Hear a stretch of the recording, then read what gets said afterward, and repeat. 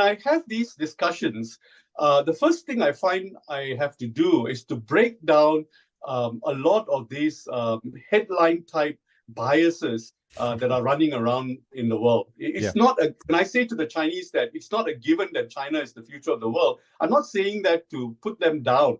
I'm saying that to start a real conversation on what the issues are today that we need to deal with. And I love China. I love being there. I grew up with Chinese people. I have Chinese people in my family. So I have a stake in the business that in the business of seeing a country like China succeed.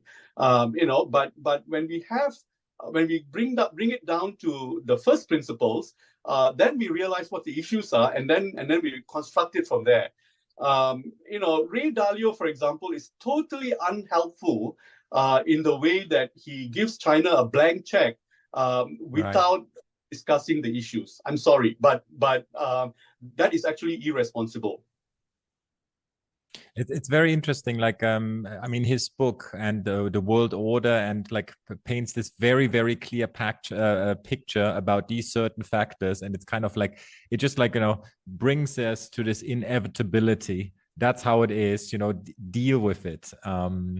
But okay. No, if you look at how Ray Dalio discusses it, he gives China a lot of credit, and then he discusses the US for being dysfunctional, for being indebted, and so on, not realizing that China actually suffers the same thing as the US. But he won't discuss China on the same elements as the US. China is now, the debt to GDP in China is 300%. And I personally can see how local governments, provincial governments can't pay their bills. The hotels that I stay in, the general manager tells me that they were promised to be recouped for expenses that they made for certain events, and the local government just doesn't have money.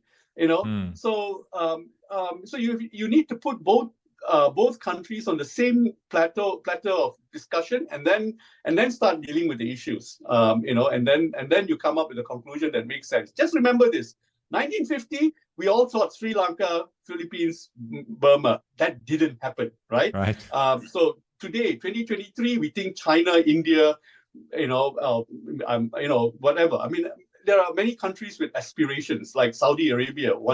Is totally capable of being a significant country in the next 20 years. But I will test them on the elements of knowledge, the knowledge economy, capital. And then the 5 or 6 institutions standing alongside each other and how they interact with each other.